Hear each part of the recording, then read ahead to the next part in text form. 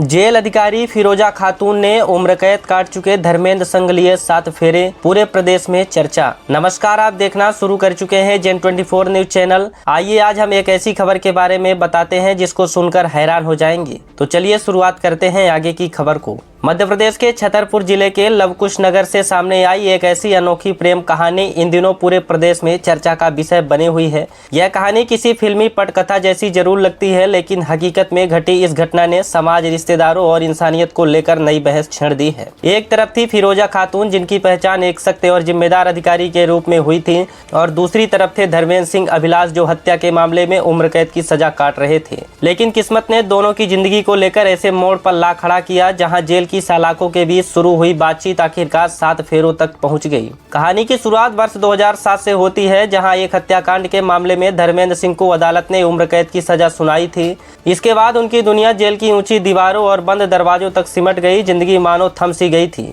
उसी दौरान सतना केंद्रीय जेल में सहायक जेल अधीक्षक के रूप में फिरोजा खातून की तैनाती हुई। रोजाना कैदियों की निगरानी, प्रशासनिक जिम्मेदारी और अनुशासन के बीच उनकी मुलाकात धर्मेंद्र से होने लगी। शुरुआत में दोनों के बीच सिर्फ औपचारिक बातचीत होती थी, लेकिन समय के साथ फिरोजा ने धर्मेंद्र के भीतर छिपे उस इंसान को महसूस किया जिसे समाज केवल उसके अपराध से पहचानता था। वहीं धर्मेंद्र को भी फिरोजा में एक ऐसा भरोसा, सम्मान मिला जिसकी उन्होंने शायद उम्मीद छोड़ दी थी। जेल की दीवारों के बीच शुरू हुई यह बातचीत धीरे धीरे गहरे विश्वास और फिर प्रेम में बदल गई। हालांकि दोनों ने अपने रिश्ते को लंबे समय तक सार्वजनिक नहीं किया। करीब 14 साल जेल में बिताने के बाद धर्मेंद्र रिहा हुए। जेल के दरवाजे तो खुल गए, लेकिन दोनों के रिश्तों की डोर और मजबूत होती चली गई। बाहर आने के बाद भी दोनों लगातार संपर्क में रहे और एक दूसरे के साथ जिंदगी बिताने का फैसला कर लिया। जब यह बात परिवार और समाज तक पहुंची तो कई तरह के सवाल खड़े हुए। धर्म को लेकर चर्चा होने लगी, रिश्ते पर उंगलियां उठने लगी और विरोध भी सामने आया। लेकिन फिरोजा और धर्मेंद्र अपने फैसले पर अटल रहे। आखिरकार लवकुश नगर में वैदिक रीत रिवाजों और मंत्रोच्चार के बीच दोनों ने 7 फेरे लेकर नई जिंदगी की शुरुआत कर ली। शादी का सबसे भावुक और चर्चित पल तब सामने आया जब परिवार के साथ न आने पर बजरंग दल के कार्यकर्ताओं ने आगे बढ़कर कन्यादान की रस्म निभाई। यह दृश्य वहां मौजूद लोगों के लिए सिर्फ एक शादी नहीं, बल्कि इंसानियत और सामाजिक सौहार्द की मिसाल बन गई।